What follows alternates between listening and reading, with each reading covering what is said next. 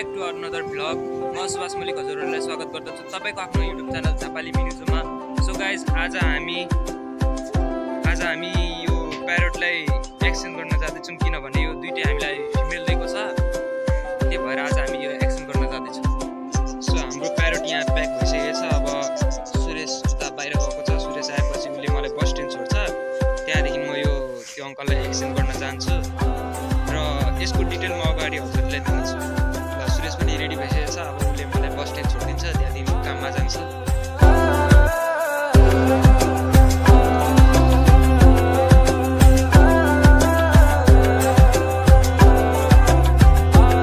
आज चिसो पनि त्यति नै छ, हेर्न सक्नुहुन्छ कस्तो हुसेलाएको छ आज।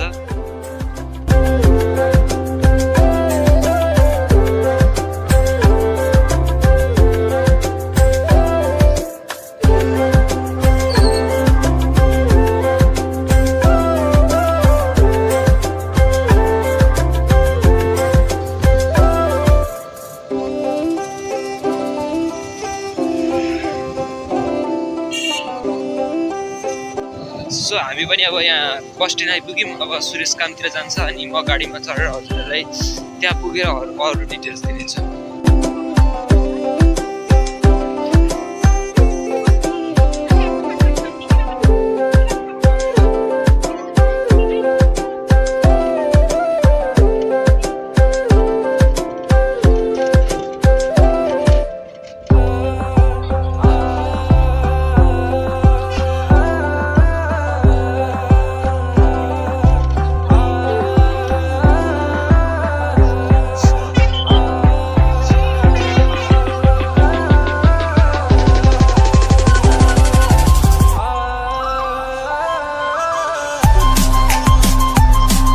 सो फाइनली हामी यहाँ अब आइपुगेको छौँ। अब यहाँ हामी भाडा साट्छौँ, त्यहाँदेखि अब हामी इन्डिया एन्ट्री गर्छौँ।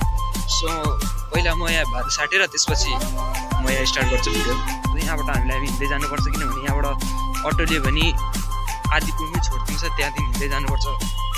पैसा बर्बाद किन गर्नु, त्यो भएर हिँड्दै जानुपर्छ यहाँबाट हामीलाई। सो अब हामी नेपालको बोर्डर त क्रस गरिसकेको छौँ। अब इन्डियाको चेकिङ क्रस गर्नुपर्छ। चिसो पर्छ यार, उसे हेर्न सक्नुहुन्छ खोला साइड हो नि त, त्यो भएर।